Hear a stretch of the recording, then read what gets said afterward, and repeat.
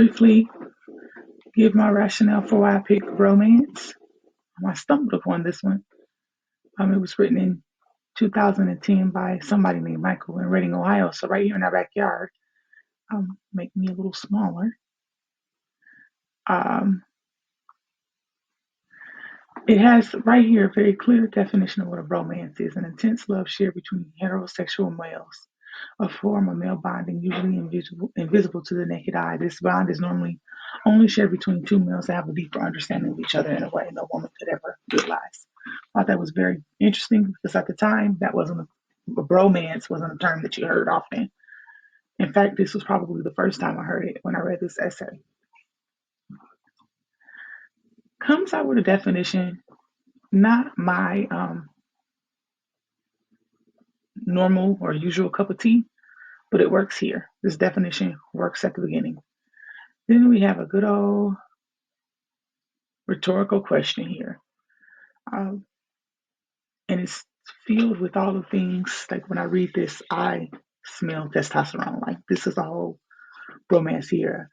Good, solid relationship, share passion of sports, food, sleep, and women with another man that lives, breathes, eats, sleeps, all the same testosterone filled activities and interests that you yourself base every second of your life around. No chance. He makes being a man seem like it's the best thing on earth. Like I almost wanted to be in a bromance when I read this. So he goes on to talk about what it means to have a male friend. Any guy would agree that they have a male friend that they share a special bond with, a special bond that cannot be duplicated with any sister, father, mother, or female friend. Right? So you got this, he has this list here, and it's effective. He lists the activities, he lists interest, and now he lists here relationships. And I like that he very well cleared up that it was heterosexual men. It's not no diss or shade against anybody else, but this is the definition of a bromance. It's a love that is not based out of eros or anything erratic.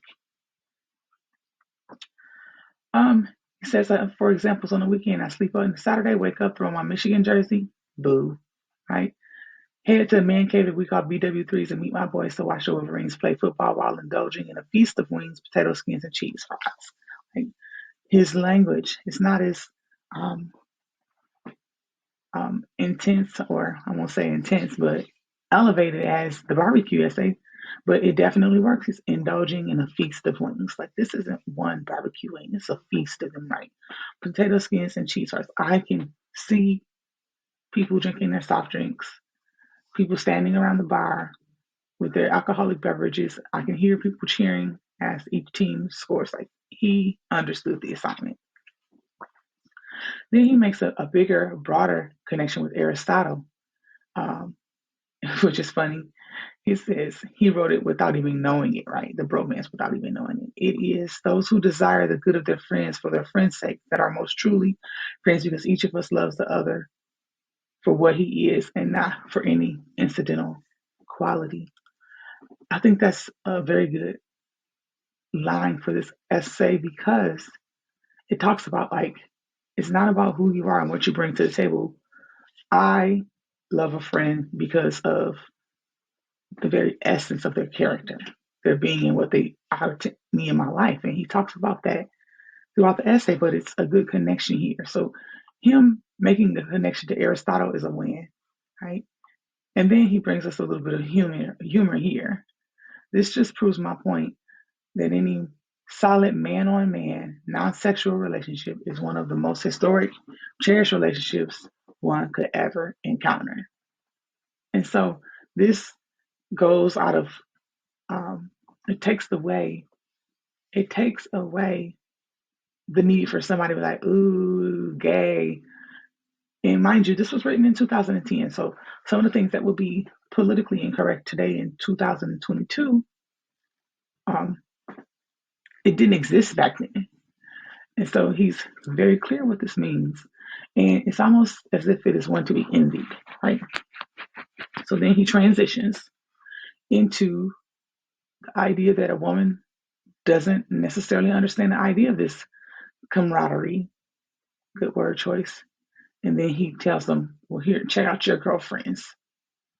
And if you look at how you have a relationship with your best girlfriends, then you will begin to understand why the bromance exists. So instead of painting each other's nails or whatever it is that girls do, men simply have a different way of bonding. Instead of watch shopping, we watch sporting events. Instead of reading Cosmo, we read Sports Illustrated. And so we got some parallel structure here going back and forth, back and forth. Instead of gossiping about boys, we gossip about the latest trades and drama in the locker room of our favorite sports and team. Now here it is right here. All in all, no 4-month relationship with the girl next door is going to take precedent over your best guy friend ever. There's one message that every girlfriend in the world should receive, and that is this. I like this part. Don't ever, in any situation, at any time, or under any circumstance, mess with the bromance. And so he creates a little bit of repetition there. Excuse me, it's hard for me to swallow still. Um, with the structure of the sentence, but also there's a rhythm. Like, don't ever, any situation, any time, or under any circumstance, like every time you hear any, each time it gets more intense. Don't mess with the bromance. Okay? Now, could I say he believes in the bromance? Yes, but that would be surface level, right? If I had to say what Michael believes in, he believes in healthy, same sex, same gender relationships. He believes in hanging out with his guys and making memories at B Dubs. He can appreciate the fact that there's a dynamic to the male on male relationship that can't be um, taken lightly. And I mean, this essentially, this is like the PG 13, and you have to excuse my language for this because there's no other way to say it. This is like the PG 13 way to say bros before hoes. And you guys are juniors, so you all get that and don't be offended. I do it again because that's what this is. This is a very clean way of making it very, very clear just how significant the bromance relationship is. And so this one falls under themes of brotherhood, friendship, humor, and laughter. Um, and it's enough in here. There's enough humor to make you appreciate it, but it's not overdone. If it got too silly, then we wouldn't be able to take it seriously. I like here was another part that um, he talks about the heated rival or eating a Wendy's Baconator and scoping out the good looking girl that just walked past with her friends. It sounds a little chauvinistic, but let's be honest. Any guy would agree that they have a male friend that they share a special bond with, a special bond that cannot be duplicated. So if I were in class, I would ask the gentleman, are you in a bromance? And some of them would say no. And then I would say, oh, but you hang around with such, this person and that person. Like I could say Jackson and Jared, or I could say Jack and Mike.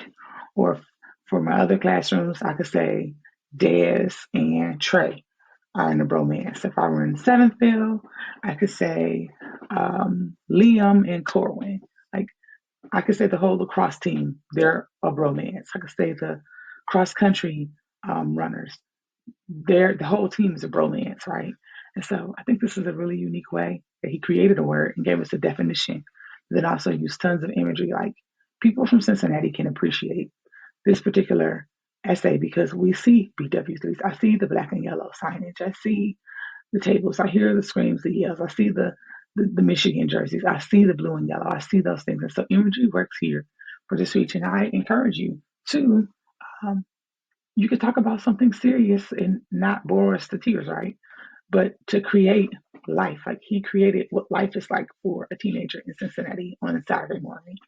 And so, take a risk, get out there and just consider a different way that you might want to express your this I believe essay.